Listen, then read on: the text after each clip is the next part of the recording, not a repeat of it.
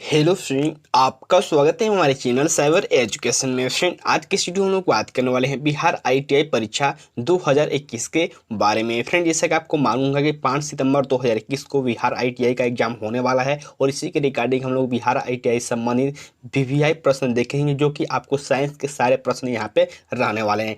Top 50 हम लोग question देखेंगे जो कि आपको फिजिक्स एंड केमिस्ट्री से रहने वाले हैं। बहुत सारे काइंड के कमेंट आ रहे हैं कि सर इसमें तो बायोलॉजी के क्वेश्चन पूछे नहीं जाते हैं। ऐसा नहीं है कि बायोलॉजी क्वेश्चन नहीं पूछे जाते हैं, यहाँ पे उसकी संख्या कम होती है। यानी कि 50 क्वेश्चन में से आपको 3 से 4 क्वेश्चन आपको बायोलॉजी को देखने को मिल जाएंगे। तो हमने भी यहाँ पे सेट में 4 से 5 क्वेश्चन यहाँ बायोलॉजी को डाले हैं। बाकी सब आप जो क्वेश्चन रहेंगे ये फिजिक्स एंड केमिस्ट्री के रहने वाले हैं। ठीक है, तो चलिए हम लोग वीडियो को स्टार्ट करते हैं। इससे पहले मैं बता दूं कि अगर आप इस क्वेश्चन का पीडीएफ चाहते हैं तो सबसे पहले आपको टेलीग्राम ग्रुप को ज्वाइन कर लेना होगा, जिसका लिंक आपको वीडियो के डिस्क्रिप्शन बॉक्स में देखने को मिल जाएगा।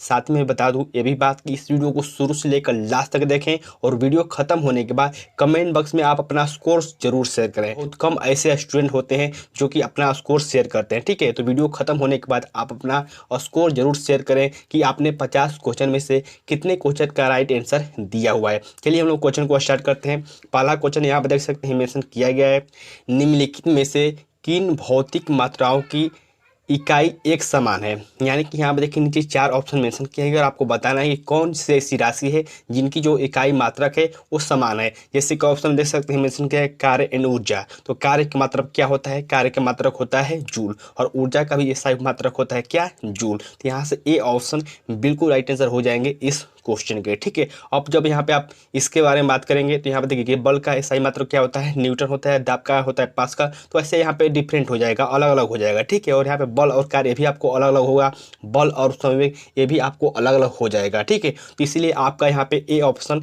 बिल्कुल राइट आंसर हो जाएंगे इस क्वेश्चन के। ठीक है, नेक्स्ट क्वेश्चन यहाँ पे देखिए मेंशन किया गया है, आपको बताना है कि किसकी इकाई है। तो यहाँ पे देखिए ये क्वेश्चन बहुत ही इंपॉर्टेंट है और बहुत सारे काइंड इसमें कंफ्यूज में हो जाते हैं। तो बिल्कुल आपको कंफ्यूज होने की जरूरत नहीं है। देखिए दबाव, जो दाब का मात्रक होता है ये तो पास्कल होता है। संवेग की मात्रक मैंने अभी आपको बता दिया कि केजी मीटर प्रति सेकेंड स्क्वायर प्रति सेकेंड होता है। और जो आपका गुरुत्वाकर्षण के सर्वाधिक नियतांक यानी कि बड़ा जी का जो मान होता है यही आपका इसका राइट आंसर हो जाएगा। इसलिए यहाँ से डी ऑप्शन बिल्कुल राइट आंसर हो जाएंगे इस क्वेश्चन के। ठीक है, चलिए हम लोग अगले क्वेश्चन की ओर बढ़ते हैं। यहाँ पर देखिए मेंशन किया गया है, एक भीड़ भाड़ वाली सड़क पर एक बस की गति एक उदाहरण है।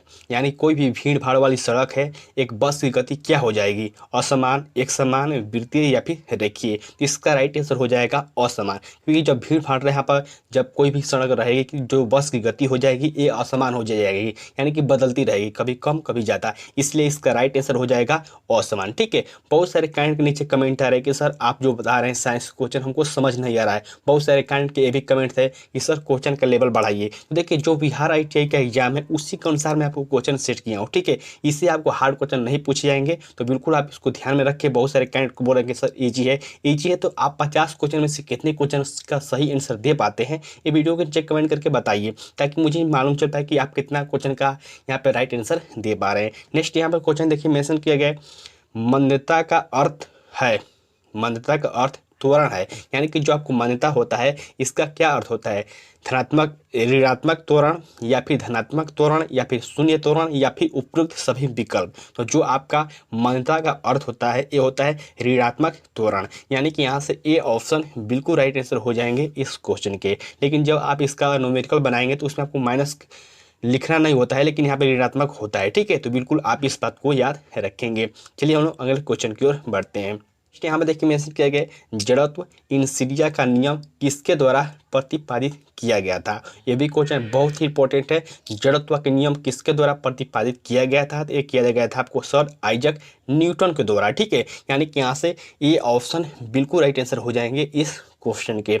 इस क्वेश्चन से एक बात और याद रख सकते हैं, मैंने पिछले वीडियो में बताया था कि न्यूटन का जो प्रथम नियम है ये आपको जड़त्व के नियम से भी जानते हैं। ठीक है, तो बिल्कुल आप इस बात को याद रखेंगे। नेक्स्ट यहाँ पे क्वेश्चन मेंशन किया गया है। अब देखिए इस क्वेश्चन से आपके जितने भी न्यूटन के नियम हैं आपको सारे यहाँ पे डाउट क्लियर हो जाएगी। इसको ध्यान से समझिएगा मैं क्या बताने वाला हूँ। यहाँ पे क्वेश्चन मेंशन किया गया है, जब बंदूक से गोली छोड़ी जाती है तो बंदूक विपरीत दिशा में धक्का लगाती है, यह न्यूटन के किस नियम का उदाहरण है? तृतीय नियम के अनुसार। ठीक है, तो यहाँ पे देखिए मेंशन किया गया गति का तृतीय नियम किसमें है? यहाँ पे बी के ऑप्शन बी में है, यानी कि यहाँ से बी ऑप्शन बिल्कुल राइट आंसर हो जाएंगे इस क्वेश्चन के। लेकिन अब यहाँ पे ध्यान दीजिएगा, मैं जो आपको बताने वाला हूँ कि आखिर का जो न्यूटन का प्रथम नियम, द्वितीय नियम और तृतीय नियम है, ये किससे किससे संबंधित है। इससे पहले हम लोग क्या करते हैं ना, न्यूटन का जो तृतीय नियम है इसके हम उदाहरणों को समझते हैं। जैसे कि यहाँ पे हो गया कि यहाँ पे जैसे कि मैंने बोला कि जब बंदूक से गोली छोड़ी जाती है तो बंदूक विपरीत दिशा में धक्का लगाती है, तो जब भी आपको विपरीत दिशा के बात की जाए तो उसमें आपको तृतीय नियम हो जाएगा। या फिर आपको रॉकेट का उदाहरण, जो रॉकेट छोड़ा जाता है, ये भी रॉकेट उड़ाना भी आपको न्यूटन के तृतीय नियम के उदाहरण है। साथ ही जो आपको यहाँ पे चोट लगना या फिर पानी में तैरते समय आपको पानी पर चोट लगना, ये सब जो उदाहरण है ये आपको न्यूटन के तृतीय नियम के अनुसार है। ठीक है, और जो आपका फर्स्ट नियम है, न्यूटन का फर्स्ट लॉ है, इससे हम लोग क्या समझते हैं, तो जब भी इसका उदाहरण क्या है इसको समझ लीजिए। इसका उदाहरण है कि चलती बस में अचानक ब्रेक लग जाने पर आदमी आगे की ओर झुक जाता है, या फिर दरी को अगर आप झड़ी से पीटिएगा तो वहाँ पे उसके जो धूल है, धूल के कण है, आपको गिर जाते हैं। ये भी आपको न्यूटन का प्रथम नियम के उदाहरण है, इसको याद रखेंगे। और जो आपको सेकेंड लॉ है, ये आपको चोट अधिक या फिर कम लगने का इसका ट्रिक है। जैसे कि आपके क्वेश्चन में पूछा जाए, इस गेंद की तुलना में क्रिकेट बॉल से अधिक चोट लगती है, किस नियम के अनुसार? ये हो जाएगा आपका द्वितीय नियम के अनुसार। जब भी आपको चोट लगने की बात की जाए और आपको तुलना की जाए तो उसमें आपको सेकंड नियम पर क्लिक करना होगा। ठीक है, और जब आपको सिर्फ चोट लगना मेंशन किया जाए वो आपको तृतीय नियम हो जाएगा। तो बिल्कुल आप इसको आसानी से समझ सकते हैं। जो मैं आपको बातें बता रहा हूँ ये बहुत ही इंपॉर्टेंट है, आपके पूरे कॉन्सेप्ट को क्लियर कर लेगा। ठीक है, तो बिल्कुल आप इस बात को याद रखेंगे। नेक्स्ट क्वेश्चन यहाँ पर देखिए मेंशन किया, न्यूमेरिकल है, और न्यूमेरिकल आप सभी कैंडिडेट के लिए बहुत ही इजी हो सकता है। बहुत सारे कैंडिडेट को यहाँ पे इनको समझ में नहीं आएगा कि आखिरकार इसमें क्या पूछा गया है। इसको हम समझते हैं कि आखिरकार इस क्वेश्चन में पूछा क्या गया है। यहाँ पर देखिए मेंशन किया गया, यदि 25 kg के द्रव्यमान वाले कोई वस्तु 8 मीटर प्रति सेकंड स्क्वायर के समान त्वरण के साथ गतिमान है तो वस्तु द्वारा लगाया गया बल है, कितना बल है ये आपको बताना है। देखिए जो कैंडिडेट कभी न्यूमेरिकल नहीं बनाए हैं उनको दिक्कत हो सकती है, लेकिन जो थोड़ा बहुत ही जानते हैं वो आसानी से बना सकते हैं। यहाँ पर देखिए पूछा क्या गया है, यहाँ पूछा गया है लगाया गया बल क्या होता है। तो F बराबर क्या होता है, आप सभी कैंडिडेट जानते हैं कि F बराबर होता है क्या, आपको MA। A बराबर क्या होता है, MA, आप सभी कैंडिडेट जानते हैं। तो यहाँ पर क्या करना है कि आपको यह बराबर क्या करना है, 25 का और 8 का गुणा कीजिए। 25 का जब 8 का गुणा करेंगे MA यानी कि इन दोनों का गुणा करेंगे तो आपको 200 आ जाएगा। और यहाँ पर देखिए 200 आपको यहाँ पे चारों ऑप्शन मेंशन किए गए। अगर आप इसको आसानी से हल करना चाहते हैं तो इसमें आपको कोई भी पेन उठाने की जरूरत नहीं है। क्यों, यहाँ पर देखिए मेंशन किया गया बल, तो बल का जो SI मात्रक होता है न्यूटन होता है, तो इसका जो राइट आंसर होगा वो न्यूटन में होगा। और देखिए यहाँ पे सभी में 200 दिया है और यहाँ पे न्यूटन यहाँ पे एक में दिया हुआ है, तो इसका सीधा राइट आंसर आपको ए ऑप्शन हो जाएगा। क्यों इसका आंसर होगा, क्योंकि यहाँ पे जब बल होता है जूल में नहीं होगा, नहीं मीटर प्रति सेकंड स्क्वायर में होगा, जो बल होगा ये आपको न्यूटन में ही होगा। इसमें आपको कोई भी पेन उठाने की जरूरत नहीं है, सिर्फ आपको कॉमन सेंस लगाना है, दिमाग लगाना है और आसानी से आप इसका राइट आंसर दे पाएंगे। ठीक है, तो जो मैं आपको बातें समझाने की कोशिश कर रहा हूँ इसको आप समझिए, आसानी से आप इसका राइट आंसर दे पाएंगे। कार्य करने में मानव शरीर द्वारा, ठीक है, प्रयुक्त ऊर्जा होती है, ये होती है आपको स्थितिज ऊर्जा, यानी कि यहाँ से ए ऑप्शन बिल्कुल राइट आंसर हो जाएंगे इस क्वेश्चन के। मैंने पिछले वीडियो के माध्यम से भी बताया था कि पोटेंशियल एनर्जी यानी कि स्थिति ऊर्जा बराबर होता है mgh। क्या होता है, mgh, ये आपको स्थिति ऊर्जा यानी कि पोटेंशियल एनर्जी बराबर होता है। और काइनेटिक एनर्जी बराबर होता है 1/2 mv²। तो बिल्कुल आप इस क्वेश्चन को याद रखेंगे, ये क्वेश्चन आपके एग्जाम में पूछे जा सकते हैं। नेक्स्ट क्वेश्चन यहाँ पर देखिए फिर न्यूमेरिकल है, जो कि आपके यहाँ पे क्या पूछा गया इसको देखिए। इसमें हम क्या करेंगे ना, इसमें भी हम लोग पेन नहीं उठाएंगे और इसका राइट आंसर देख कर ही दे देंगे। कैसे देंगे तो इसको हम समझते हैं। देखिए सबसे पहले क्वेश्चन पढ़ते हैं। यहाँ पे क्वेश्चन में क्या मेंशन किया गया है, मेंशन किया गया है 30 मीटर प्रति सेकंड की गति से चलने वाली 2 kg के बॉल की गतिज ऊर्जा ज्ञात करें। मैंने अभी बताया कि गतिज ऊर्जा बराबर क्या होता है, तो गतिज ऊर्जा बराबर होता है 1/2 mv², ये होता है गतिज ऊर्जा बराबर। ठीक है, और यहाँ पे देखिए आपको हल करने की जरूरत ही नहीं है। यहाँ पे देखिए क्या पूछा गया है, गतिज ऊर्जा यानी कि गतिज जो ऊर्जा होती है किसमें मापा जाता है, ये आपको जूल में होता है। सिंपली आपको यहाँ पे यूनिट सिर्फ देख लेना है। यूनिट आपको देखिए सिर्फ एक ही में जूल है और यहाँ पे सभी में 900 दिया हुआ है, तो सिंपली आपका बी राइट आंसर हो जाएगा।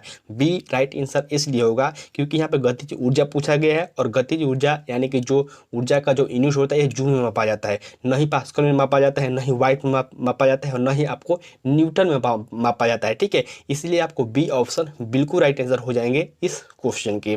नेक्स्ट क्वेश्चन यहाँ पे देखिए मेंशन किया गया है, किसी वस्तु पर लगने वाले गुरुत्वाकर्षण बल को कहा जाता है। किसी वस्तु पर लगने वाले गुरुत्वाकर्षण बल को क्या कहा जाता है? इसे हम लोग भार कहते हैं। ठीक है, यानी कि यहाँ से ये ऑप्शन बिल्कुल राइट आंसर हो जाएंगे इस क्वेश्चन के। नेक्स्ट क्वेश्चन यहाँ पे देखिए मेंशन किए गए, फिर वही क्वेश्चन है, रिपीट हुआ है, लेकिन बहुत ही आप एक एग्जाम नहीं, बहुत सारे बड़े बड़े एग्जाम, जैसे कि आपको रेलवे के बहुत सारे एग्जाम हो गए, वैसे क्वेश्चन भी आपको यहाँ पे पूछे जाते हैं। तो क्वेश्चन मेंशन किया गया, सर्वाधिक गुरुत्वाकर्षण नियतांक जी का एसआई मात्रक क्या होता है?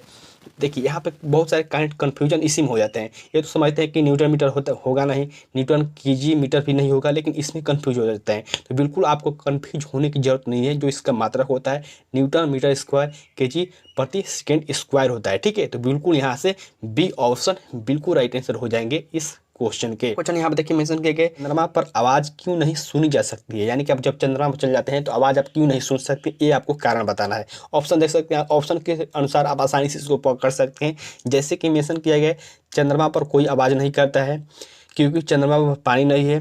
थर्ड ऑप्शन देखिए मेंशन किया गया, चंद्रमा पर कोई वायुमंडल नहीं है और ध्वनि बिना माध्यम के यात्रा नहीं कर सकती है। बिल्कुल यहाँ पे सी ऑप्शन राइट आंसर हो जाएगा। ठीक है, और यहाँ पे देखिए चौथा ऑप्शन मेंशन किया गया, चंद्रमा पर जाने वाले लोग बहरे हो जाते हैं। तो ये तो बिल्कुल गलत हो जाएगा। ठीक है, इसका राइट आंसर हो जाएगा सी ऑप्शन, चंद्रमा पर कोई वायुमंडल नहीं है और ध्वनि बिना माध्यम की यात्रा नहीं कर सकती है। ठीक है, इसलिए यहाँ से सी ऑप्शन बिल्कुल राइट आंसर हो जाएंगे इस क्वेश्चन के।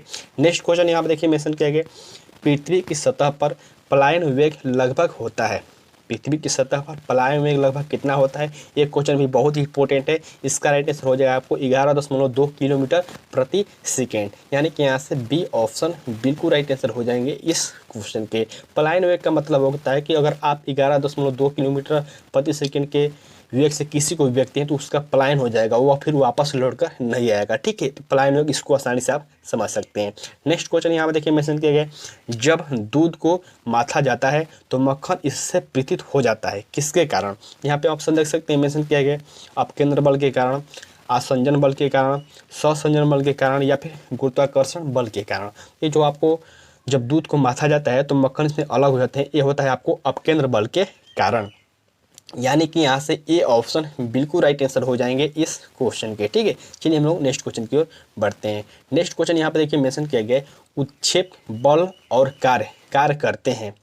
ये भी क्वेश्चन इंपॉर्टेंट है। यहाँ पे देखिए मेंशन किया गया, उत्क्षेप बल और कार्य करते हैं नीचे की ओर, विपरीत दिशाओं में, ऊपर की ओर या फिर समान दिशाओं में। तो जो आपको उत्क्षेप बल कार्य करते हैं ये आपको विपरीत दिशा में करते हैं। ठीक है, यानी कि यहाँ से बी ऑप्शन बिल्कुल राइट आंसर हो जाएंगे इस क्वेश्चन के। कभी कभी क्वेश्चन में ये भी पूछा जाता है कि घर्षण बल कार्य करते हैं नीचे की ओर, ऊपर की ओर या समान दिशा में या फिर विपरीत दिशा में। तो घर्षण बल भी आपको विपरीत दिशा में कार्य करता है। एक बात फ्रेंड मैं और यहाँ पे बता दूँ, बहुत सारे कैंडिडेट जो नीचे कमेंट करते हैं कि सर इस क्वेश्चन का राइट आंसर ए नहीं ए होगा। तो देखिए, जब भी आपको किसी भी क्वेश्चन में डाउट लगता है तो आप क्या कीजिए कि वीडियो के नीचे जो कमेंट करते हैं उसमें क्वेश्चन भी लिखिए, साथ ही आप अपना राइट आंसर भी लिखिए और जो मैंने बताया वो भी लिखिए, ताकि मुझे पूरा क्लियर हो पाए कि आप कहना क्या चाहते हैं। बहुत सारे कमेंट करते हैं कि सर इसका आंसर ए नहीं ए होगा। तो आप क्या कीजिएगा, जब भी आपको ऐसा कोई भी डाउट होता है तो वीडियो के नीचे जब कमेंट करें तो क्वेश्चन को भी लिखें, ताकि आपको स्पष्ट क्लियर हो पाए कि आप किस क्वेश्चन के बारे में बोल रहे हैं। ठीक है, नेक्स्ट क्वेश्चन यहाँ पर देखिए मेंशन किया गया, निम्न में से क्या आर्किमिडीज के सिद्धांत पर आधारित नहीं है? आपको यहाँ पे 4 ऑप्शन मेंशन किए गए और आपको बताना है कि कौन सा वो है जो कि आर्किमिडीज के सिद्धांत पर आधारित नहीं है। मैंने आपको पिछले वीडियो में बताया था कि जो भी आपको तैरने डूबने से संबंधित कोई भी आपको नियम पूछा जाए तो उसमें आपको आर्किमिडीज के सिद्धांत पर क्लिक कर देना होगा। तो यहाँ पर क्या पूछा गया है, कौन सा सिद्धांत आधारित नहीं है?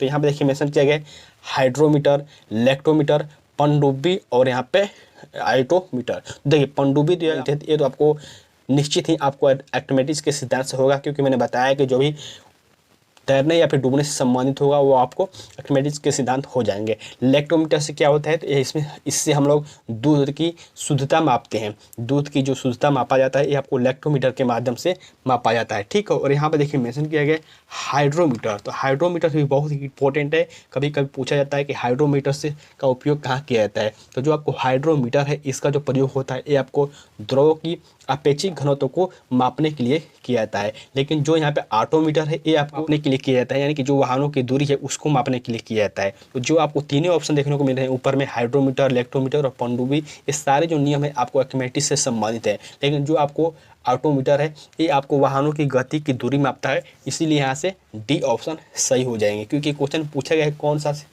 आधारित नहीं है। ठीक है, तो बिल्कुल आप इसको समझ गए होंगे। नेक्स्ट यहाँ पर देखिए मेंशन किया गया है परम शून्य ताप दर्शाता है। निम्न में से कौन सा परम शून्य ताप दर्शाता है? तो ये हो जाएगा आपको शून्य से लेकर 273 डिग्री सेल्सियस से कम। ठीक है, चलिए हम लोग अगले क्वेश्चन की ओर बढ़ते हैं। नेक्स्ट क्वेश्चन यहाँ पर देखिए मेंशन किया गया है जिस ताप पर कोई द्रव वाष्प पाकर वाष्प में बदलता है कहलाता है। ये क्वेश्चन बहुत ही इंपॉर्टेंट है। बहुत सारे क्लाइंट इस क्वेश्चन में कंफ्यूज हो जाते हैं कि आखिरकार क्वेश्चन पूछ क्या रहा है। यहाँ पे मैं फिर से क्वेश्चन को रिपीट करता हूँ। यहाँ पे देखिए मेंशन किया गया जिस ताप पर कोई द्रव कर वाष्प में बदलता है कहलाता है गलनांक, द्रवनांक या फिर क्वथनांक। यहाँ पे देखिए बहुत सारे कैंडिडेट यहाँ पे इनमें से कोई नहीं लगा देंगे। क्यों? क्योंकि उनको लगेगा कि जब यहाँ पे मेंशन किया गया है द्रव वाष्प पाकर वाष्प में बदल जाता है तो यहाँ पे वाष्पीकरण होना चाहिए। तो बिल्कुल वाष्पीकरण होना चाहिए।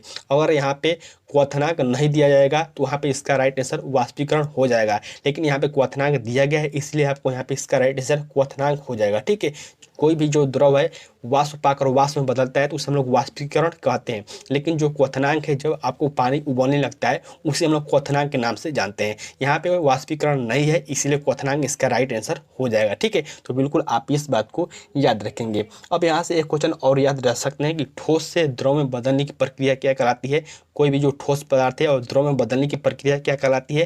तो यहाँ पर गलनांक कहलाती है। जैसे कि बर्फ अगर ठोस है और जो उसको पिघलता है तो ये आपको द्रव में बदल जाता है, इसे हम लोग गलनांक कहते हैं। बिल्कुल आप इस बात को याद रखेंगे। चलिए हम लोग अगले क्वेश्चन की ओर बढ़ते हैं।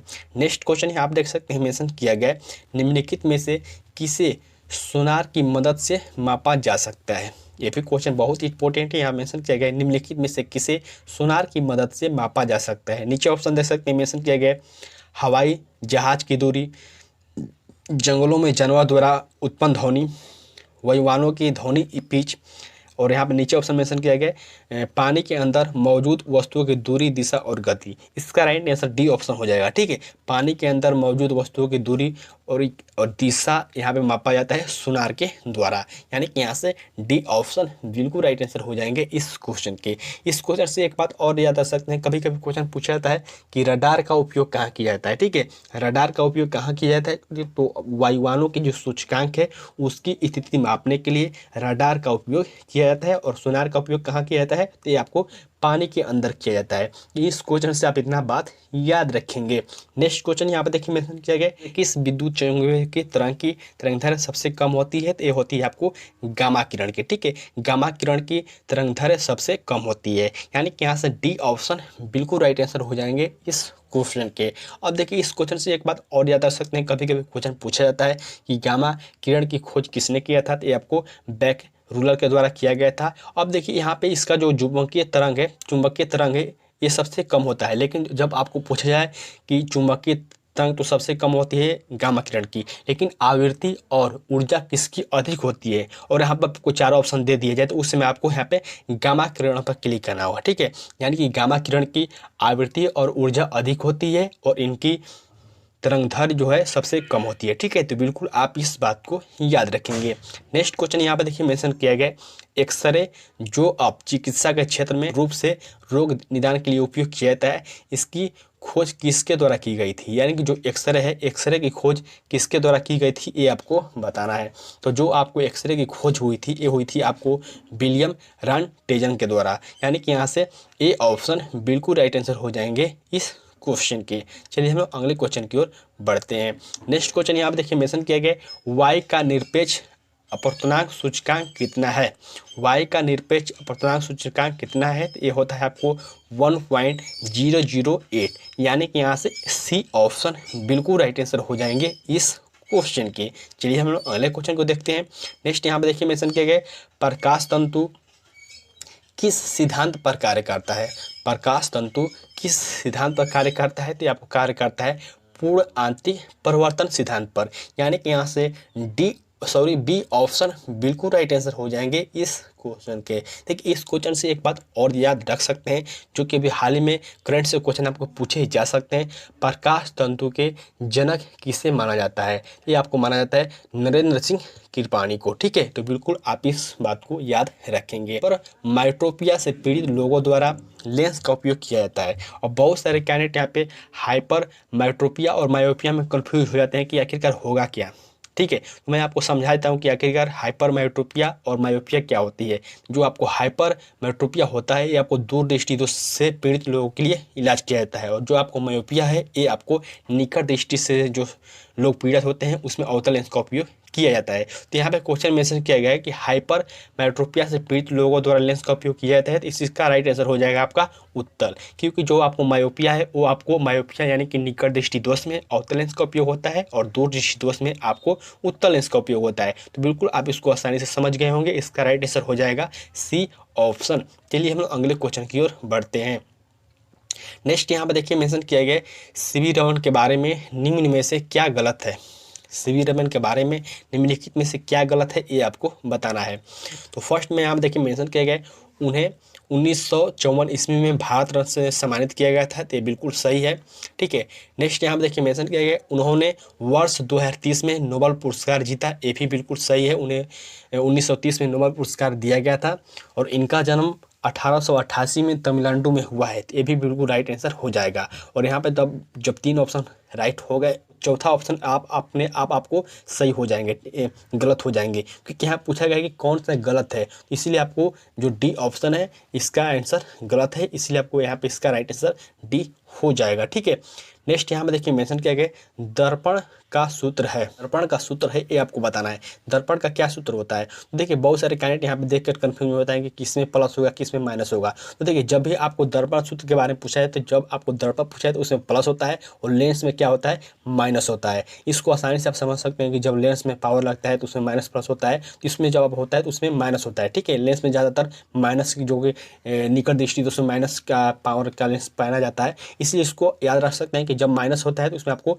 क्या होगा लेंस होगा, जब प्लस होगा तो ये आपको दर्पण होगा। यहाँ पूछा गया है कि दर्पण का सूत्र होता है, जो दर्पण का सूत्र होता है ये होता है आपको 1/u प्लस 1/v बराबर 1/f। ठीक है, यानी कि यहाँ से कौन सा ऑप्शन होगा, यहाँ से सी ऑप्शन बिल्कुल राइट आंसर हो जाएंगे इस क्वेश्चन के। अगर यहीं पे क्वेश्चन होता है कि लेंस का सूत्र क्या होता है, तो लेंस का सूत्र होता है 1/u माइनस 1/v बराबर 1/f। ठीक है, तो इसका राइट आंसर क्या होगा, इसका राइट आंसर सी ऑप्शन हो जाएगा, क्योंकि यहाँ पे दर्पण के बारे में पूछा गया। जब भी आपको दर्पण का सूत्र पूछा है तो 1/u प्लस 1/v बराबर 1/f होता है प्लस में, और लेंस में पूछा है तो यहाँ पे वही सूत्र होता है, सिर्फ आपको माइनस हो जाता है। तो बिल्कुल आप इस क्वेश्चन से इतना बात याद रखेंगे। नेक्स्ट क्वेश्चन यहाँ पे देखिए मेंशन किया गया घरों में पंखे और लैंप निम्नलिखित में से जुड़ा होता है। आपको बताना है कि घरों में पंखे और लैंप किसके माध्यम से जुड़े होते हैं क्रम में। ठीक है, यानी कि यहाँ से बी ऑप्शन बिल्कुल राइट आंसर हो जाएंगे इस क्वेश्चन के। ये जो क्वेश्चन है बहुत ही कॉमन क्वेश्चन है, बहुत सारे एग्जाम में पूछा जाता है, और बहुत सारे कैंडिडेट इसका आंसर सही भी दिए होंगे। अगले क्वेश्चन की ओर बढ़ते हैं। नेक्स्ट यहाँ पे देखिए मेंशन किया गया लंबी संचरण लाइन में वोल्टेज मापी जाती है। लंबी संचरण लाइन में वोल्टेज मापी जाती है, तो सिंपली इसका आंसर आप ऑप्शन के अनुसार दे सकते हैं। यहाँ पे मेंशन किया गया लंबी संचरण में यानी कि सबसे बड़ा यूनिट कौन सा होगा, volt, micro volt, milli volt और किलो वोल्ट। तो सिंपली इसका राइट आंसर हो जाएगा किलो वोल्ट, क्योंकि यहाँ पे मेंशन किया गया सबसे लंबी वोल्टेज यानी कि लंबी यानी कि बड़ा यूनिट बताना है, तो इसलिए इसका राइट आंसर आपको किलो वोल्ट हो जाएगा। ठीक है, चलिए हम लोग अगले क्वेश्चन की ओर बढ़ते हैं। ये क्वेश्चन देखिए बहुत ही इंपॉर्टेंट है, बहुत सारे कैंडिडेट इसमें कंफ्यूज हो जाएंगे, तो बिल्कुल आपको कंफ्यूज होने की जरूरत नहीं है। जिस तरह से मैं आपको बता रहा हूँ उसको अच्छी तरह से समझिएगा। यहाँ पे मेंशन किया गया है व्हीटस्टोन ब्रिज में ब्रिज को संतुलित कहा जाता है जब प्रतिरोधों का अनुपात होता है। तो जो प्रतिरोधों का अनुपात होता है ये होता है आपको P/Q, यानी कि मैं यहाँ से मैं आपको लिख कर बता देता हूँ। जैसे कि यहाँ पे देखिए मेंशन किया गया है ऊपर में, यहाँ पे होता है P/Q बराबर P/Q बराबर यहाँ पे देखिए R/S, यानी कि यहाँ से हो जाएगा आपको R/S। ठीक है, यहाँ से देखिए किस ऑप्शन में है, तो पहले ही ऑप्शन में आपको देखने को मिल जाएगा P/Q बराबर यहाँ पे देखिए R/S, यानी कि यहाँ से ए ऑप्शन बिल्कुल राइट आंसर हो जाएंगे इस क्वेश्चन के। ठीक है, तो बिल्कुल आप इस क्वेश्चन को इतना अच्छी तरह से समझ गए होंगे। नेक्स्ट यहाँ पे देखिए मेंशन किया गया ओम के नियम लागू नहीं होता है। तो आपको बताना है कि ओम का नियम किस पर लागू नहीं होता है। तो जो ओम का नियम है ये आपको अर्धचालक यानी कि सेमी कंडक्टर पर नहीं लागू होता है। ये बहुत ही क्वेश्चन इंपॉर्टेंट है, आपको पूछा जाता है कि ओम का नियम सिर्फ किस पर नहीं लागू होता है। तो जो ओम का नियम है ये आपको अर्धचालक पर लागू नहीं होता है। नेक्स्ट यहाँ पर देखिए मेंशन किया गया, मुक्त रूप से निलंबित चुंबक किस दिशा की ओर संकेत करते हैं। मुक्त रूप से निलंबित चुंबक किस दिशा की ओर संकेत करते हैं। तो संकेत करते हैं आपको उत्तर और दक्षिण दिशा की ओर, यानी कि यहाँ से बी ऑप्शन बिल्कुल राइट आंसर हो जाएंगे इस क्वेश्चन के। नेक्स्ट क्वेश्चन यहाँ पे देखिए मेंशन किया गया है, जीपीएस का पूरा नाम क्या है। जीपीएस का पूरा नाम यानी कि फुल फॉर्म आपको बताना है जीपीएस का। तो जो जीपीएस का फुल फॉर्म होता है ये होता है आपको ग्लोबल पोजीशनिंग सिस्टम, यानी कि यहाँ से डी ऑप्शन बिल्कुल राइट आंसर हो जाएंगे इस क्वेश्चन के। जीपीएस जिसे हम लोग अपने मोबाइल में यूज़ करते हैं लोकेशन देखने के लिए, कहीं इधर उधर जाना होता है, वही मेंशन किया गया कि जीपीएस का पूरा नाम यानी कि फुल फॉर्म क्या होता है। ये होता है आपको ग्लोबल पोजीशनिंग सिस्टम, यानी कि डी ऑप्शन बिल्कुल राइट आंसर हो जाएंगे इस क्वेश्चन के। तो देखिए हमने टोटल 32 क्वेश्चन यहाँ पे देखिए फिजिक्स के कर लिए, ठीक है। टोटल 32 क्वेश्चन हमने फिजिक्स के कर लिए। अब हम लोग केमिस्ट्री के क्वेश्चन करेंगे। नेक्स्ट क्वेश्चन यहाँ पे देखिए केमिस्ट्री का मेंशन किया गया है, एक शुद्ध पदार्थ है, यानी कि आपको बताना है कि इन चारों ऑप्शनों में से कौन सा एक शुद्ध पदार्थ है। जैसे कि नीचे ऑप्शन देख सकते हैं मेंशन किया है, चीनी का घोल, मीथेन, वायु या फिर दूध। इसको आसानी से आप छांट सकते हैं, अलग कर सकते हैं। जैसे कि देखिए वायु तो बहुत सारे यहाँ पे मिश्रण होता है, दूध में भी आपको बहुत सारे कैल्शियम और खनिज होते हैं, और चीनी का घोल तो यहाँ पे मिश्रण होता ही होता है। इसका राइट आंसर हो जाएगा मीथेन। मीथेन एक शुद्ध पदार्थ है जिसका सूत्र होता है CH4, ठीक है। यानी कि यहाँ से बी ऑप्शन बिल्कुल राइट आंसर हो जाएंगे इस क्वेश्चन के। नेक्स्ट क्वेश्चन यहाँ पे देखिए मेंशन किए गए, एक यौगिक नहीं है, यानी कि आपको बताना है कि इनमें से कौन सा है एक जो कि यौगिक नहीं है। तो इसको आसानी से आप समझिए कि मैं आपको क्या बताना चाहता हूँ। देखिए यौगिक तत्व और मिश्रण को पहचानने का छोटा सा सिंपल सा ट्रिक ये है, तो जानते हैं अगर उसको एक अक्षर में लिखते हैं, जैसे कि हो जाएगा देखिए सोडियम, मैग्नीशियम यानी कि Mg, ये सब आपको तत्व है, ठीक है। जैसे कि आपको हाइड्रोजन, ये सब आपको तत्व है। लेकिन आपको जब यौगिक होगा ये आपको किसी के साथ आएगा, यानी कि आपको सूत्र में डबल रहेगा। जैसे कि यहाँ पे देखिए मेंशन किया गया है हाइड्रोजन सल्फाइड, यहाँ पे हो जाएगा चौक यानी कि सोडियम कार्बोनेट। यहाँ पे देखिए मेंशन किया सल्फर डाइऑक्साइड, ये भी आपको सूत्र है। लेकिन जो लेड है आपको इसका सिंपल सा एक सूत्र है, इसीलिए एक तत्व है, ये एक यौगिक नहीं है। इसीलिए आपको यहाँ पे ये ऑप्शन बिल्कुल राइट आंसर हो जाएंगे। और मिश्रण को पहचानने का सिंपल सा रूल ये है कि मिश्रण का कोई भी सूत्र नहीं होता है, ठीक है। जैसे कि आपको पूछ लिया जाए कि शरबत क्या है, तत्व है, मिश्रण है, यौगिक है, उसको आप सिंपली बता सकते हैं कि शरबत एक मिश्रण है। क्यों? क्योंकि इसका कोई सूत्र नहीं होता है, ठीक है। तो बिल्कुल इसको आसानी से आप समझ सकते हैं। नेक्स्ट क्वेश्चन यहाँ पर देखिए मेंशन किया गया, निम्नलिखित में से कौन सा एक भौतिक परिवर्तन है।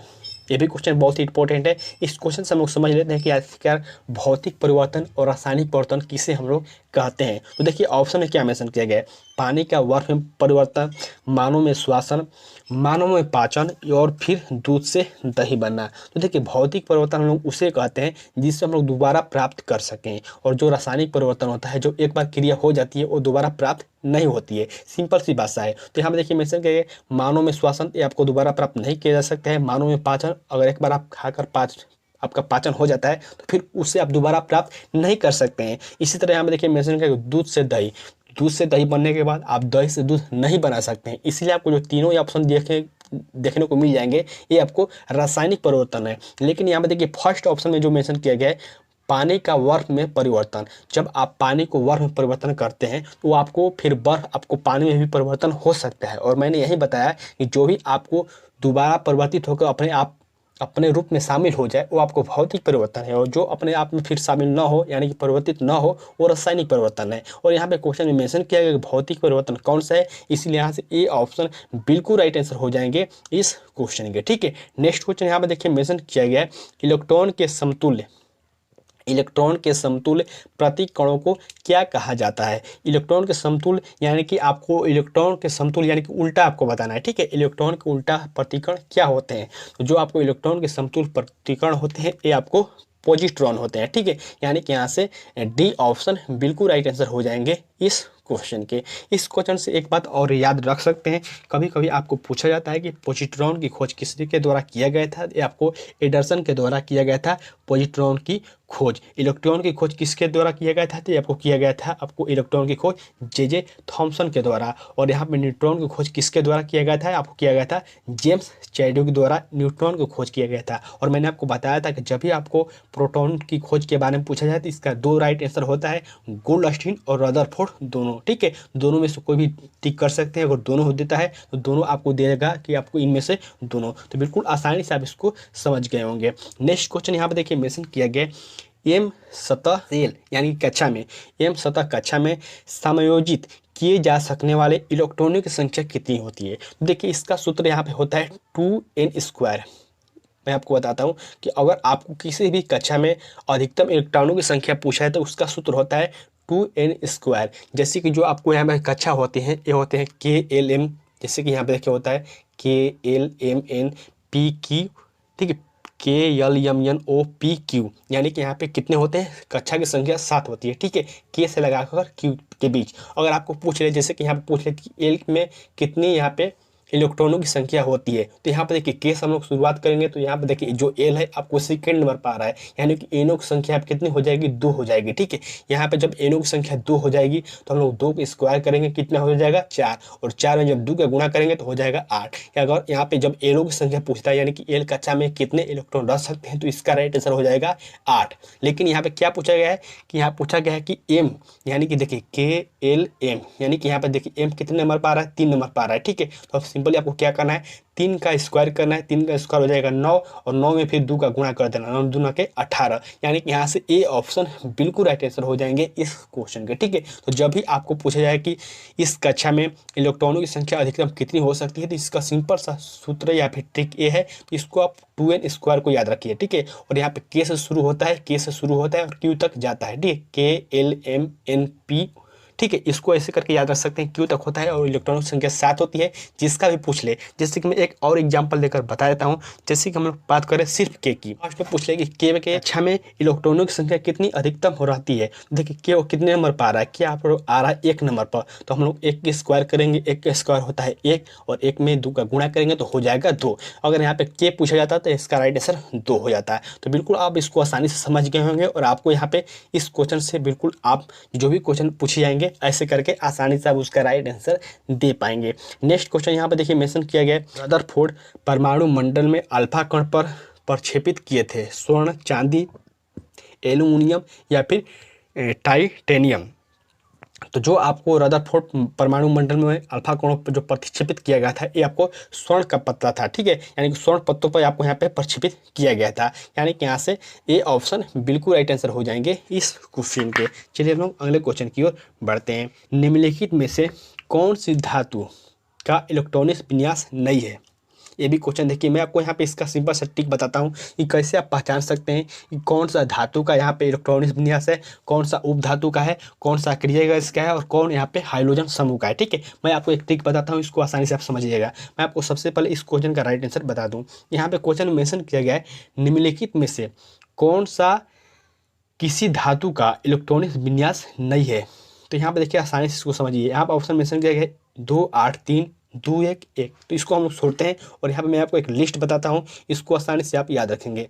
जब भी आपको धातु को पूछा जाए, ठीक है, पूछा कि धातु के 12वीं कक्षा में इलेक्ट्रॉनों की संख्या है, जो आपको इलेक्ट्रॉनों की संख्या होती है, विन्यास होती है, जो इलेक्ट्रॉनों की विन्यास होती है, आपको 12वीं कक्षा के बारे में पूछा जाता है। जैसे कि हम लोग बात करें के बारे में बात किया जाएगा 2, 8, 2, यानी कि 12 हो जाएगा, और इसकी परमाणु संख्या होती है 12। तो ऐसे इसका इलेक्ट्रॉनिक विन्यास हम लोग निकालते हैं। यहाँ पे पूछा गया है कि धातु की इलेक्ट्रॉनिक विन्यास कितनी होती है। तो जो धातु की इलेक्ट्रॉनिक विन्यास होती है ये आपको 12वीं कक्षा में 1, 2 या फिर 3 होती है। कितनी होती है? 1, 2 या फिर 3 होती है। कोई भी धातु होगा उसके जो इलेक्ट्रॉनिक विन्यास होंगे ये आपको 1, 2 या फिर 3 होंगे। ठीक है, तो बिल्कुल आप इसको याद रखेंगे। कोई भी उप धातु होगा तो उसका जो इलेक्ट्रॉनिक विन्यास की अंतिम जो 12वीं कक्षा में जो इलेक्ट्रॉन होंगे ये कितने होंगे? ये 4 होंगे। कितने होंगे? ये होंगे 4। ठीक है, तो बिल्कुल इसको याद रखेंगे। और जो आपको अधातु होते हैं उनके जो आपको 12वीं कक्षा में जो इलेक्ट्रॉन होते हैं ये होते हैं 5, 6, 7, 8। तो यहाँ पे देखिए मेंशन किया है 6, यहाँ पे देखिए मेंशन किया है 6, इसलिए आपको यहाँ पे इसका राइट आंसर हो जाएगा डी, क्योंकि ये एक अधातु का हो जाएगा। ठीक है, जो आपको हाइड्रोजन समूह है उसमें आपको इलेक्ट्रॉनों की संख्या जो महत्तम कक्षा में होती है 7 होती है और अक्रिय गैस में आपको 8 होती है। तो बिल्कुल इसको आसानी से आप समझ गए होंगे। धातु की इलेक्ट्रॉनिक विन्यास जो होती है महत्तम कक्षा में 1 2 3 इलेक्ट्रॉन होते हैं, उपधातु में 4 होते हैं और धातु में 5 6 7 8 होते हैं, या फिर जब आपको हाइड्रोजन समूह की बात की जाए तो उसमें 7 होते हैं, और या फिर सिर्फ अक्रिय गैस की बात की जाए तो उसमें आपको 8 होते हैं। ठीक है, तो बिल्कुल आप इसको समझ गए होंगे। इसका राइट आंसर हो जाएगा 2 6। यहाँ पर देखिए 3 1 1 दिया हुआ है जो कि आपको ये धातु का इलेक्ट्रॉनिक विन्यास है। नेक्स्ट क्वेश्चन यहाँ पे देखिए मेंशन किया गया है, एक तत्व का इलेक्ट्रॉनिक विन्यास है, एक तत्व का इलेक्ट्रॉनिक विन्यास है। तो यहाँ पे मेंशन किया गया एक यहाँ पे इलेक्ट्रॉनिक विन्यास, ठीक है, और आपको बताना है कि उस तत्व का नाम बताइए। तो सिंपल इसको आप काउंट कीजिएगा और जितना नंबर आएगा वही आपका परमाणु संख्या हो जाएगा। जैसे कि यहाँ पे देखिए मेंशन किया गया 2 8 8 1, 2 8 8 1 यानी कि हो जाएगा, इसको जब जोड़ेंगे तो हो जाएगा 19, और 19 किसका परमाणु संख्या है, ये हो जाएगा आपको पोटेशियम का। ठीक है, तो बिल्कुल आसानी से आप इसको समझ जाएंगे। जैसे कि हम लोग मैग्नीशियम की बात करें या फिर हम लोग बात करें कि सोडियम की, देखिए सोडियम की, तो सोडियम क्या होगा, सोडियम को हो जाएगा आपको 2 8 1, 2 8 1 11, यानी कि यहाँ पे देखिए जोड़कर 11 हो रहा है ना। यहाँ पे 11 होने का मतलब कि जो सोडियम का परमाणु संख्या है 11 होता है। तो इसको इसके माध्यम से आसानी से आप किसी भी तत्व का यहाँ पे इलेक्ट्रॉनिक विन्यास आप निकाल सकते हैं। नेक्स्ट क्वेश्चन यहाँ पे देखिए मेंशन किया गया है, सोडियम कार्बोनेट का आणविक द्रव्यमान होता है। तो देखिए इसका आणविक द्रव्यमान या फिर किसी तत्व का आपको अगर आणविक द्रव्यमान निकालना है तो इसको आपको याद रखना होगा, इसका परमाणु द्रव्यमान कितना होता है। तो जो आपको सोडियम कार्बोनेट होता है इसका सूत्र क्या होता है, तो इसका सूत्र होता है आपको Na2CO3, यही इसका सूत्र होता है। ठीक है, Na2CO3। तो जब इसका आप परमाणु द्रव्यमान के अनुसार जब इसको निकालेंगे तो इसका राइट आंसर हो जाएगा 106। अब बहुत सारे काइंड को मन में डाउट होंगे कि सर इसको आप सोल्व करके बताइए। तो देखिए मैं आपको सोल्व करके बता देता हूँ कैसे होता है। देखिए जो सोडियम होता है, सोडियम की जो परमाणु संख्या 11 होती है, परमाणु द्रव्यमान आपको होता है कितना, 23। तो सिंपली हम लोग यहाँ पे 23 लिख देंगे। ठीक है, और 23 में हम लोग 2 से गुणा करेंगे। 2 से गुणा क्यों करेंगे, क्योंकि यहाँ पे जो सूत्र था ये था आपको Na, ठीक है, Na2CO3। ठीक है, ये आपको इसका सूत्र था। आपको याद होगा कि सोडियम कार्बोनेट का सूत्र यही है। ठीक है, यहाँ पे क्या होता है, सोडियम कार्बोनेट का सूत्र। तो हम लोग Na यानी कि सोडियम का यहाँ पर परमाणु द्रव्यमान लिख दिया, और यहाँ पे जब 2 है तो हम लोग 2 से गुणा कर दिए। इसके बाद हम लिखेंगे प्लस, और इसके बाद देखिए कार्बन, कार्बन का होता है 6 परमाणु संख्या और इसका परमाणु भार होता है 12। यहाँ से हम लोग क्या करेंगे, 12 प्लस कर देंगे। ठीक है, और फिर हम लोग करेंगे यहाँ पे प्लस, और यहाँ पे देखिए फिर मेंशन किया गया O3। O का होता है 8 परमाणु संख्या ऑक्सीजन का, और इसका जो द्रव्यमान होता है 16। तो हम लोग फिर करेंगे यहाँ पे 16 × 3। तो जब आप इसको कैलकुलेशन कीजिएगा तो आपको इसका राइट आंसर हो जाएगा 106। ठीक है, तो बिल्कुल आप इसको आसानी से समझ गए होंगे। नेक्स्ट यहाँ पे देखिए मेंशन किया गया है, रसायन शास्त्र में कण मोल शब्द का परिचय किसने दिया था। तो मोल शब्द का जो परिचय दिया था ये दिया था आपको विलियम ओस्टवाल्ट ने, यानी कि यहाँ से सी ऑप्शन बिल्कुल राइट आंसर हो जाएंगे इस क्वेश्चन के। नेक्स्ट यहाँ पे देखिए मेंशन किया गया है, रसायन के लिए गणना की इकाई क्या है। तो रसायन के लिए गणना की जो इकाई है ये आपको मोल है। ठीक है, यानी कि यहाँ से ए ऑप्शन बिल्कुल राइट आंसर हो जाएंगे इस क्वेश्चन से। देखिए मोल से संबंधित आपको यहाँ पे क्वेश्चन में यहाँ पर लेकर आया हूँ न्यूमेरिकल, जो कि आपके एग्जाम में पूछे जा सकते हैं। यहाँ पे देखिए मेंशन किया गया है, एल्यूमिनियम का परमाणु द्रव्यमान 27 है, एल्यूमिनियम के 24 ग्राम में मौजूद अणुओं की संख्या क्या होगी। तो जब भी आपको ऐसे पूछा जाए कि मौजूद अणुओं की संख्या क्या होगी या फिर मोलों की संख्या क्या होगी, तो मोलों की संख्या बराबर होता है दिया गया द्रव्यमान। दिया गया द्रव्यमान आपको 54 हो जाएगा, क्योंकि यहाँ पे परमाणु ये द्रव्यमान है। ठीक है, तो मोलों की संख्या या फिर अणुओं की संख्या बराबर होता है दिया गया द्रव्यमान। तो दिया गया द्रव्यमान आपको कितना है, यह है आपको 54। ठीक है, यहाँ पे देखिए मैं आपको बता दूं कि मोलों की संख्या बराबर होता है दिया गया द्रव्यमान बटा में परमाणु भार। तो परमाणु भार आपको यहाँ पे 23 दिया हुआ है और दिया गया द्रव्यमान आपको 24। तो सिंपली आपको बटा में कितना लिखना है, बटा में आपको यहाँ पे 27 लिखना है, और 27 जब डिवाइड करेंगे तो ये हो जाएगा आपका 2, यानी कि इसका राइट आंसर हो जाएगा 2। तो बिल्कुल आसानी से आप समझ सकते हैं, जब भी आपको ऐसे क्वेश्चन पूछा जाए कि आपको मोलों की संख्या कितनी होगी, अणुओं की संख्या कितनी होगी, तो होता है मोलों की संख्या बराबर दिया गया द्रव्यमान। जैसे कि यहाँ पे इसका द्रव्यमान दिया गया है 54 ग्राम, और यहाँ पे परमाणु बटा में परमाणु द्रव्यमान या फिर अणुभार। तो इसका जो अणुभार यहाँ पे दिया गया है, अगर नहीं दिया गया है तो इसको निकाल भी लेते हैं। एल्युमिनियम का होता है 13 और इसका परमाणु द्रव्यमान होता है 27। जब हम डिवाइड करेंगे तो इसका राइट आंसर हो जाएगा 2। तो बिल्कुल आसानी से आप इसको समझ गए होंगे। चलिए हम लोग अगले क्वेश्चन की ओर बढ़ते हैं। नेक्स्ट क्वेश्चन यहाँ देखिए मेंशन किया गया, परिवर्तनीय संयुक्ता दर्शाते हैं। परिवर्तनीय संयोजकता कौन दर्शाते हैं? तो ये दर्शाते हैं आपको संक्रमण तत्व, जिसे हम लोग डी ब्लॉक के नाम से भी जानते हैं। ठीक है, चलिए हम लोग अगले क्वेश्चन की ओर बढ़ते हैं। नेक्स्ट यहाँ पे देखिए मेंशन किया गया है लिथियम नाइट्रेट का सूत्र होता है। लिथियम नाइट्रेट का सूत्र क्या होता है? Na3N होता है, यानी कि यहाँ से बी ऑप्शन बिल्कुल राइट आंसर हो जाएंगे इस क्वेश्चन के। नेक्स्ट क्वेश्चन यहाँ पे देखिए मेंशन किया गया मैडम क्यूरी ने किसकी खोज के लिए नोबेल पुरस्कार प्राप्त किया था? तो मैडम क्यूरी ने यहाँ पे रेडियम की खोज की थी। ठीक है, रेडियम की खोज के लिए इन्हें नोबेल पुरस्कार दिया गया था। और नोबेल पुरस्कार कब दिया गया था? ये आपको 1903 ईस्वी में इन्हें नोबेल पुरस्कार से नवाजा गया था। ठीक है, तो बिल्कुल आप इस बात को भी याद रखेंगे। सूर्य के ऊर्जा का स्रोत है, सूर्य के ऊर्जा का स्रोत क्या है ये आपको बताना है। तो जो आपको सूर्य के ऊर्जा का स्रोत है ये है आपको नाभिकीय संलयन अभिक्रिया, यानी कि यहाँ से सी ऑप्शन बिल्कुल राइट आंसर हो जाएंगे इस क्वेश्चन के। चलिए हम लोग अगले क्वेश्चन की ओर बढ़ते हैं। नेक्स्ट यहाँ देखिए मेंशन किया गया बर्फ को पिघलने के लिए निम्नलिखित में से किसका प्रयोग किया जाता है? तो बर्फ को पिघलने के लिए आपको नमक का उपयोग किया जाता है। ठीक है, यानी कि यहाँ से ए ऑप्शन बिल्कुल राइट आंसर हो जाएंगे। कभी कभी क्वेश्चन ये भी पूछा जाता है कि बर्फ को पिघलने से रोकने के लिए किसका उपयोग किया जाता है? तो उसमें आपको लकड़ी का जो मुरादा है उसका उपयोग किया जाता है ताकि बर्फ न पिघले। लेकिन जब पूछा जाए कि बर्फ को पिघलने के लिए किसका उपयोग किया जाता है तो उसमें आपको नमक पर क्लिक कर देना होगा। ठीक है, तो बिल्कुल आप इस बात को याद रखेंगे। नेक्स्ट यहाँ पे देखिए मेंशन किया गया पीएच मान निम्नलिखित में से क्या दर्शाता है? तो जो आपको पीएच मान है एक क्या दर्शाता है, इसको जब आसानी से जब ऑप्शन पढ़ेंगे इसको आसानी से आप समझ सकते हैं। तो जो आपका पीएच मान है ये आपको किसी भी घोल के अम्लीय या फिर क्षारीय होने का मूल्यांकन करता है। ठीक है, यानी कि यहाँ से बी ऑप्शन बिल्कुल राइट आंसर हो जाएंगे इस क्वेश्चन से। नेक्स्ट क्वेश्चन यहाँ पे देखिए मेंशन किया गया है निम्न में से विषम का पहचान करें, यानी कि यहाँ पे 4 मेंशन किया गया और इनमें से बताना है कि विषम कौन सा है। तो विषम इसका राइट आंसर हो जाएगा डी ऑप्शन, जो कि होगा पी। क्यों होगा? क्योंकि यहाँ पे देखिए आर्सेनिक, सिलिकॉन, जर्मेनियम ये सब जो है आपको यहाँ पे अर्धचालक है, सेमीकंडक्टर है, लेकिन जो आपको फास्फोरस है ये आपको अर्धचालक नहीं है, इसलिए आपको डी ऑप्शन बिल्कुल राइट आंसर हो जाएंगे इस क्वेश्चन के।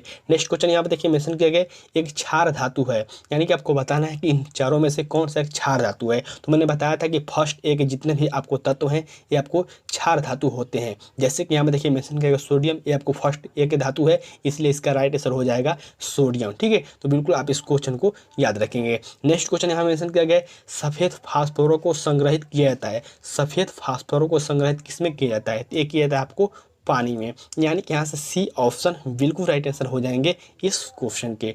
बहुत सारे कैंडिडेट यहाँ पे वीडियो को लास्ट तक नहीं देखते हैं और वीडियो के नीचे कमेंट करते हैं कि सर क्वेश्चन के लेवल ऐसा है वैसा है, तो बिल्कुल ऐसा नहीं है। जो मैं आपको क्वेश्चन करा रहा हूँ बिल्कुल आपके ऐसे ही क्वेश्चन पूछे जाएंगे और अगर आप 50 क्वेश्चन में से 30-35 क्वेश्चन सही कर लेते हैं तो समझिए कि आपकी तैयारी अच्छी है। अगर आप 30-35 क्वेश्चन नहीं कर पा रहे हैं तो समझिए कि आपकी तैयारी अच्छी नहीं है, क्योंकि जो क्वेश्चन है आपसे बनना ही चाहिए।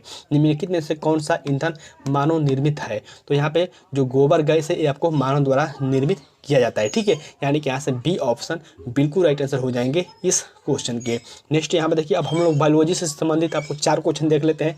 बहुत सारे कैंडिडेट के कमेंट आ रहे हैं कि सर बायोलॉजी के क्वेश्चन नहीं पूछे जाते हैं। मैंने देखा है प्रीवियस क्वेश्चन में आपको 4 से 5 क्वेश्चन देखने को मिल जाएंगे, तो हमने इसीलिए 4 क्वेश्चन यहाँ पे डाल दिया है। ठीक है, सोचने वाला मुख्य भाग कौन सा है? तो ये आपको है अग्र मस्तिष्क। ठीक है, यानी कि यहाँ से बी ऑप्शन बिल्कुल राइट आंसर हो जाएंगे इस क्वेश्चन के। नेक्स्ट यहाँ पे देखिए मेंशन किया गया नर और मादा का युग्म आपस में मिलकर क्या बनाते हैं? ये बनाते हैं आपको युग्म। ठीक है, यानी कि यहाँ पे ये ऑप्शन बिल्कुल राइट आंसर हो जाएंगे इस क्वेश्चन के। और नेक्स्ट क्वेश्चन मेंशन किया गया है बच्चों का लिंग से प्राप्त होने वाला वासंगुणतः गुणसूत्र निर्धारित होता है, यानी कि जो बच्चा पैदा होता है उसका जो गुणसूत्र है, यानी कि लड़का पैदा होगा या फिर लड़की पैदा होगी, ये कैसे निर्धारित होता है? पिता के गुण से या फिर माता के गुणसूत्र से? तो ये होता है आपको पिता के गुणसूत्र से। पिता में होता है XY और माता में होती है XX गुणसूत्र। ठीक है, तो बिल्कुल आप इसको याद रखेंगे। तो फ्रेंड यहाँ पे देखिए टोटल हमने कितने, तो 57। मैं आपको फिर से दिखा दूँ कि टोटल हमने यहाँ पे नीचे देखिए 57 क्वेश्चन हम लोग आज के वीडियो के माध्यम से देखे हैं। तो अगर आपने इस वीडियो को यहाँ तक देखा है, 57 क्वेश्चन देख लिए हैं, और वीडियो के नीचे कमेंट करके एक बात जरूर बताएं